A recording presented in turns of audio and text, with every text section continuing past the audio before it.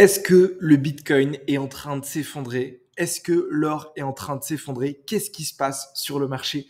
On a eu semaine dernière une violente correction, que ce soit sur les crypto-monnaies, que ce soit sur l'or, même sur les indices boursiers.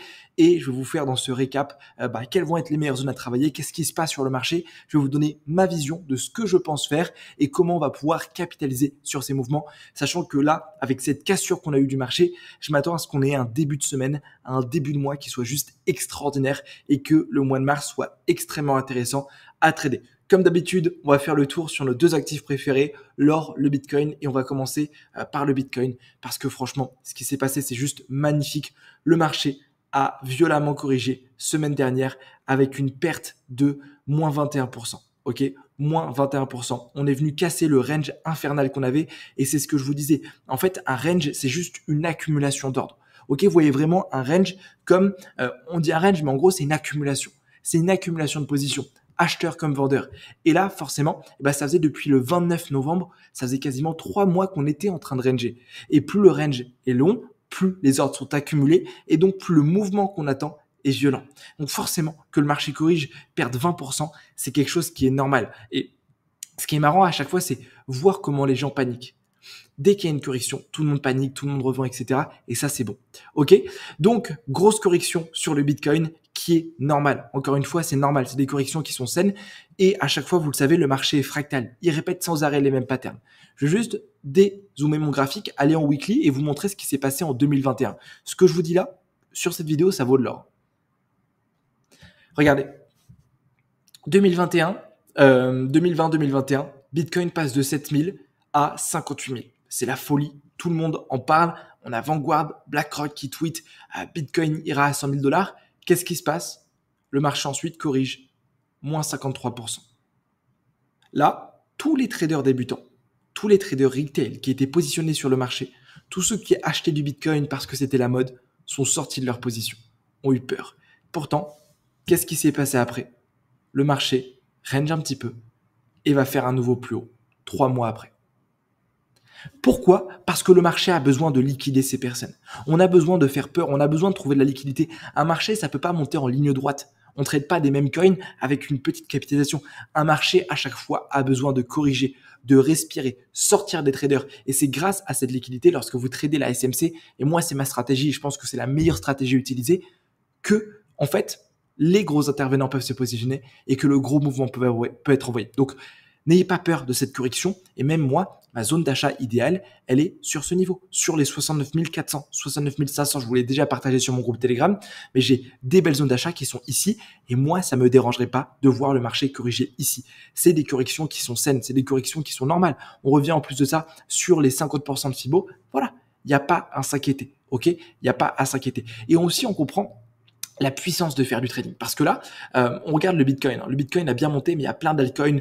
Je pense à des plus petites cryptos, des altcoins qui sont assez connus, qui n'ont pas performé. Les altcoins, actuellement, si on regarde le cours des altcoins, la market cap des altcoins, elles sont très très bas. On a des gros cryptos comme Atom, etc., qui sont à leur niveau de 2020. Et dès qu'il y a une correction, le Bitcoin corrige de 20%, les cryptos corrigent de 50%. Et c'est normal. Et en fait, on comprend l'importance de faire du trading et à quel point c'est puissant de faire du trading. Parce que moi, là, j'ai pris 6 000 $ sur cette chute. J'ai pris 6 000 $ en 3 minutes de trading. En faisant du trading, on peut profiter de ces mouvements. Au lieu de patienter, de voir que le marché revient sur nos zones et d'attendre en spot comme si vous investissiez, en fait, comme un investisseur, en trading, on est actif et on peut profiter de ces mouvements. Et ces mouvements, ils sont hyper intéressants. Il y a énormément de choses à faire. C'est comme cette correction. Soit vous restez les bras croisés, attendre que le marché revienne sur des zones d'achat, soit vous profitez de cette correction. Et justement, moi, j'ai une très, très belle zone de vente ici sur les 91 000 $. Sur lequel je pense que j'exécuterai mon trade. Ok, c'est une zone de vente qui est idéale pour aller chercher, ok, ce mouvement. Mon billet, c'est celui-ci. Tant qu'on n'est pas passé sous les 70 000 $, je resterai vendeur tant qu'on n'a pas de retracement. Et j'aimerais qu'on additionne ça à un autre concept. À chaque fois, surtout sur les cryptos, on a l'AMD qui se passe. Alors l'AMD, je vais pas vous faire un débrief dessus, mais en gros, c'est qu'on va avoir un marché qui va accumuler, ok. Donc c'est un piège, création d'ordre, puis ensuite qui va manipuler. Ok, venir liquider toutes les personnes qui étaient rentrées sur le support ou la résistance, ça dépend de la tendance, et ensuite repartir. Ok, pourquoi ça s'appelle une AMD? Parce que ici, on a une accumulation. Ici, on a une manipulation. Ok, alors laissez-moi vous changer ça de couleur. Et je vais mettre ça. Hop. Ici, je vais prendre notre manipulation. Et enfin, on a notre distribution. Comme ça. Accumulation, manipulation, distribution. Accumulation en cours. Potentiellement, manipulation sur les 50%. Et ensuite, on s'attend à une distribution. Et ça, c'est un pattern qui se répète tout le temps. Regardez par exemple, ici.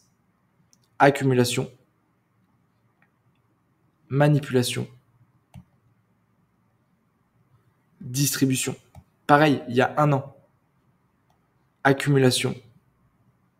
C'était il y a un an, lorsque l'ETF est arrivé. Je m'en souviens parfaitement, j'avais tradé.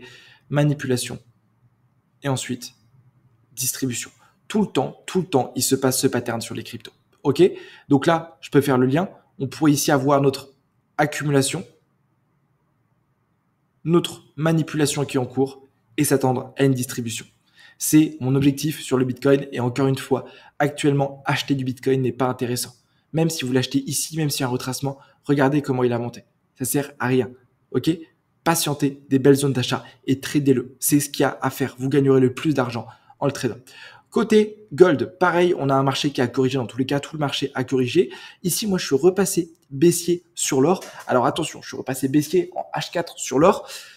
Mais on sait que sur du long terme, l'or est haussier. Donc pour le moment, je vais préférer prendre des ventes, mais je suis prêt plus rapidement à repasser haussier. Ok, donc j'ai une première zone de vente qui est ici sur les 74, quelque chose comme ça.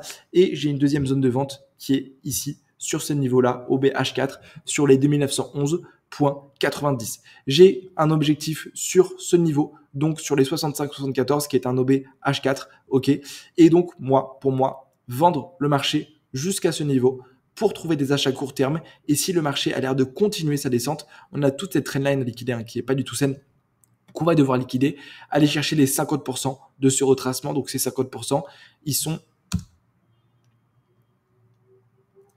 sur, voilà, à peu près sous l'OB, donc sur les 47,80. Ok, si le marché corrige pas sur ces 0,5, sur cette OB, là, il faudra faire attention et on pourra avoir un retournement sur du moyen long terme sur le gold. Ok, donc voici mes zones à travailler. Vraiment, je suis content qu'on ait eu ces corrections sur le marché, même si du coup tout est en train de s'effondrer. Nous, on s'en fiche parce que c'est là qu'on a le plus d'opportunités en tant que trader et qu'on va pouvoir faire le plus d'argent. Et comme d'habitude, je vous rappelle que ces vidéos servent à vous donner différentes zones, mais c'est pas parce que je vous donne ces zones que moi je vais exécuter les trades. À chaque fois, je fais un travail sur les plus petits time frames et c'est pour ça que c'est important pour vous de rejoindre le groupe privé si c'est pas déjà fait, parce que je vous donne exactement ce que je fais sur le marché, mon point d'entrée, mon point de sortie, mes analyses journalières. Et on l'a, par exemple, on a pas trop d'annonces économiques, sauf vendredi, on a les NFP parce que c'est le premier vendredi du mois.